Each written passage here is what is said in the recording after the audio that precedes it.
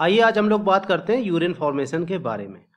देखिए, यूरिन की फॉर्मेशन होती है 3 मेजर प्रोसेस से, जिसमें कि सबसे पहले glomerular filtration, tubular reabsorption and tubular secretion. आइए इस डायग्राम के माध्यम से हम लोग यूरिन फॉर्मेशन की प्रोसेस समझने की कोशिश करते हैं। देखिए, ये आप देख रहे हैं कि ये है अफरेंट आर्टेरियोल्स और ये कैपिलरी नेटवर्क बना रहा, और ये बाहर जो आर्टेरियोल्स जा रही है इसको कहते हैं एफरेंट आर्टेरियोल्स। ठीक है, ये जो कैपिलरी नेटवर्क है इसका नाम है ग्लोमेरुलस, और ये जो है कैप्सूल इसको कहते हैं ग्लोमेरुलर।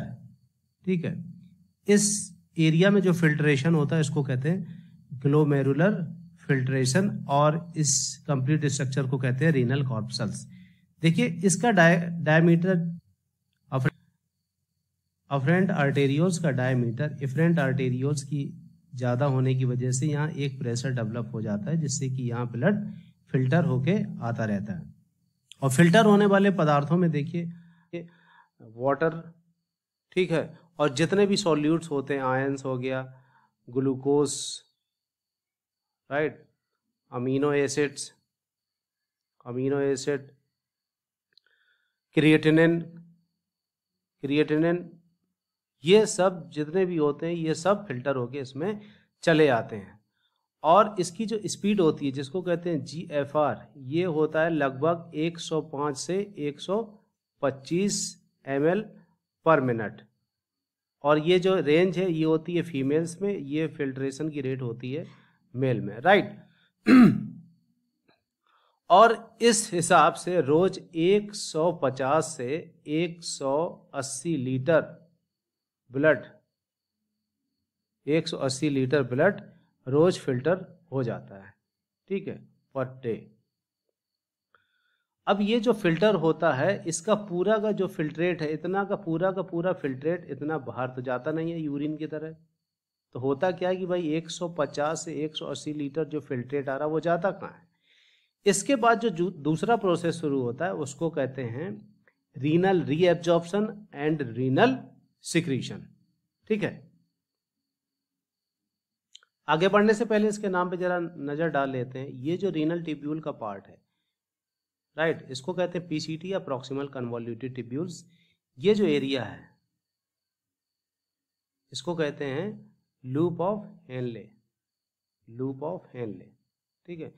ये जो एरिया है इसको कहते हैं DCT या डिस्टल कन्वॉल्यूटेड टिब्यूल्स, DCT, और ये पोर्शन है कलेक्टिंग डक्ट का।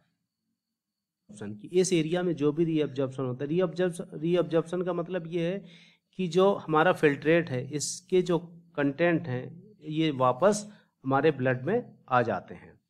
इसमें कौन कौन से पदार्थ जो रीअब्जॉर्ब होकर वापस चले आते हैं वो हैं आपके, देखिए, PCT में वाटर रीअब्जॉर्ब हो जाता है, सोडियम, पोटेशियम, इनकी लगभग ये सब 65% तक रीअब्जॉर्ब हो जाते हैं। अमीनो एसिड और ग्लूकोज, ये लगभग 100% रीअब्जॉर्ब हो जाते हैं। इसके अलावा यहाँ पर अगर बात करें क्लोराइड आयन की, बाइकार्बोनेट आयन की, ठीक है, और यूरिया की, ये लगभग 50% के हिसाब से मोर देन 50% यहाँ से रीअब्जॉर्ब हो जाते हैं। अब आप देखिए कि सबसे ज़्यादा जो रीअब्जॉर्प्शन होता है यहाँ पर ही होता है, जिसका नाम है PCT या प्रॉक्सिमल कन्वॉल्यूटेड टिब्यूल्स। और यहीं से सिक्रीशन होता है, मतलब कि हमारी ब्लड से जो भी इम्प्योर सब्सटेंस हैं, जो भी एक्सक्रीटरी या हार्मफुल सब्सटेंस है, ये वापस यहीं से डायरेक्ट चले जाते हैं रीनल ट्यूब्यूल्स में, जिसमें कि आता है आपका अमोनियम आयंस, हाइड्रोजन आयंस और यूरिया, ठीक है, और क्रिएटिनिन, ये सब डायरेक्ट यहीं से ब्लड से वापस इसमें चले जाते हैं रीनल ट्यूब्यूल्स में। इस प्रोसेस को कहते हैं सिक्रीशन। अब बात करते हैं लूप ऑफ हेनले की, ठीक है। इस पोर्शन में क्या क्या होता है, किसका रीअब्जॉर्प्शन और सिक्रीशन होता है। यहाँ पर जो वाटर का रीअब्जॉर्प्शन होता है वो 15 से 30% होता है। इसके अलावा सोडियम आयंस का, पोटेशियम आयंस का, क्लोराइड आयन का, बाइकार्बोनेट आयंस का, ठीक है, कैल्शियम, इसके अलावा मैग्नीशियम, इन सब का रीएब्जॉर्प्शन यहाँ से हो जाता है। बात करते हैं डिस्टल कन्वोल्यूटेड ट्यूब्यूल्स की। देखिए डीसीटी को दो पार्ट्स में बांटा गया, early DCT and let DCT. थोड़ा इसके पहले हम ये बात और कर लेते हैं कि ये जो हमारा लूप ऑफ हेनले, इसको कहते हैं डिसेंडिंग लूप ऑफ हेनले और इसको कहते हैं असेंडिंग लूप ऑफ हेनले। ये क्या है? Ascending loop of Henle. ध्यान दीजिएगा कि ये वाटर का जो रीअब्जॉर्प्शन होता है केवल डिसेंडिंग लूप ऑफ हेनले में होता है। असेंडिंग लूप ऑफ हेनले की जो मेम्ब्रेन होती है वो वाटर के लिए इम्परमेबल होती है, राइट। चलिए अब आते हैं वापस डीसीटी पे। डीसीटी में अर्ली डीसीटी या लेट डीसीटी दो भागों में बांटा गया। देखिए अर्ली डीसीटी में जो वाटर होता है, अर्ली डीसीटी जस्ट इससे जुड़ा हुआ होता है और लेट डीसीटी ये कलेक्टिंग डक्ट और इसको मिलकर बनता है। चलिए बात करते हैं अर्ली डीसीटी में होता क्या। 10 से 15% के लगभग वाटर रीएब्सॉर्ब हो जाता है। इसके अलावा sodium ions, chloride ions, calcium, इन सब का रीएब्जॉर्प्शन हो जाता है।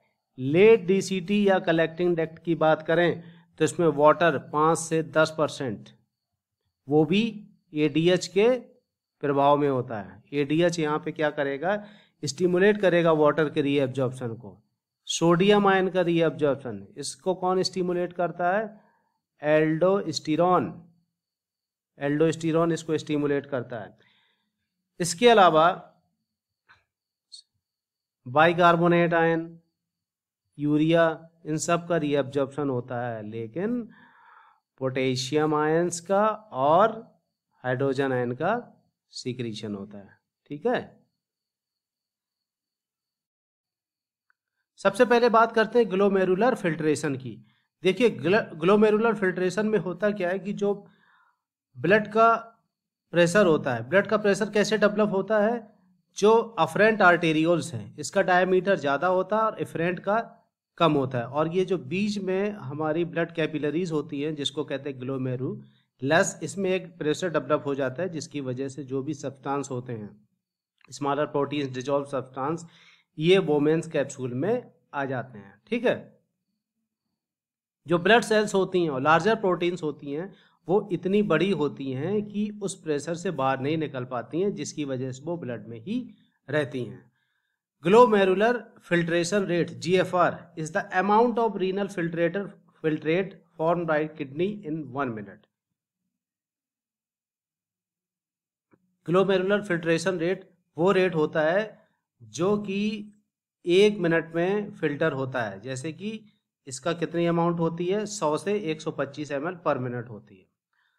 अब देखिए जो पोर होते हैं कैपिलरी एंडोथीलियम, जो ग्लोमेरुलस में कैपिलरीज होती हैं उसमें पोर्स होते हैं थोड़े लार्ज होते हैं, जिसकी वजह से ब्लड प्लाज्मा के ज़्यादातर जो कंपोनेंट्स हैं ब्लड सेल के अलावा वो बाहर आ जाते हैं। उसके बाद होती है बेसमेंट मेम्ब्रेन, जो कि ब्लड कैपिलरी के एंडोथीलियम और मोमेंस कैप्सूल के विसरल लेयर के बीच में होती है, जो लार्जर प्रोटीन को फिल्टर होने से रोकती है। ध्यान रखिएगा, बेसमेंट मेम्ब्रेन लार्जर प्रोटीन के फिल्टर होने से रोकती है। और देखिए आप लोगों ने स्ट्रक्चर में पढ़ा होगा, जो पोडोसाइट्स होते हैं उनके पेडिसेल्स होते हैं जो वो मीडियम साइज की प्रोटीन को भी फिल्टर होने से रोकती हैं। ट्यूबुलर रीअब्जॉर्प्शन, देखिए लगभग 99% जो फिल्टर आता है रीनल ट्यूब्यूल में उसका 99% रीअब्जॉर्प्शन हो जाता है। केवल 1% फिल्ट्रेट ही बचता है जो कि यूरिन के रूप में बाहर निकल जाता है। ज़्यादातर जो रीअब्जॉर्प्शन और सिक्रीशन होता है वो प्रॉक्सिमल कन्वोल्यूटेड ट्यूब्यूल्स में होता है। इसकी सेल्स में माइक्रोविलाई भी होती है जो कि इसके सरफेस एरिया को बढ़ाती हैं और इस कार्य को सफलतापूर्वक अंजाम देती हैं। देखिए ये बेसिक जो मैकेनिज्म है जो कि ट्यूबुलर रीअब्जॉर्प्शन में पार्टिसिपेट करती हैं। सबसे पहले देखिए एक्टिव ट्रांसपोर्ट किसका होता है? सोडियम एक्टिव ट्रांसपोर्ट के द्वारा रीअब्जॉर्ब होती है। ये proximal convoluted tubule, distal convoluted tubule और कलेक्टिंग डक्ट में, इन तीनों जगह में ये एक्टिव ट्रांसपोर्ट के द्वारा ही सोडियम को रीअब्जॉर्ब किया जाता है। सिम्पोर्ट ट्रांसपोर्ट में ये होता है कि दोनों सब्सटेंस एक ही डायरेक्शन में जाते हैं। ठीक है, जो कि सेकेंडरी सिंपल ट्रांसपोर्ट किसका होता है, न्यूट्रिएंट का और आयंस का। Thick ascending loop of Henle में ग्लूकोज, अमीनो एसिड्स और कुछ आयंस होते हैं, पोटेशियम आयंस, क्लोराइड आयंस का, ये सोडियम सिम्पोर्टर के साथ ये रीऑब्जर्व होता है, मतलब कि दोनों एक ही डायरेक्शन में मूव करते हैं। वाटर का जो ट्रांसपोर्ट होता है, वाटर का रीअब्जॉर्प्शन होता है, वो ऑस्मोसिस के द्वारा ही। डीसीटी और कलेक्टिंग डक्ट में वाटर और सॉल्यूट का जो ट्रांसपोर्ट होता है वो बेसिकली होता है हार्मोन्स के द्वारा। देखिए अभी आपने देखा था कि जो H2O का जो रीअब्जॉर्प्शन होता है वो होता है इससे ADH के प्रभाव से, और पोटेशियम आयन का जो रीअब्जॉर्प्शन होता है वो होता है एल्डोस्टेरोन के इफेक्ट से। देखिए वही चीज यहाँ पे बताई गई है, aldosterone increase the reabsorption of sodium ions and water bye stimulating and increase number of sodium potassium pump. देखिए सोडियम पोटेशियम पंप की ये संख्या बढ़ा देते हैं, जिससे कि सोडियम आयंस का और वाटर का रीअब्जॉर्प्शन होता है। एंटी डाययूरेटिक जो हार्मोन्स होते हैं ये वाटर का रीअब्जॉर्प्शन बढ़ाते हैं। कैसे बढ़ाते हैं, वाटर चैनल्स की संख्या बढ़ाकर।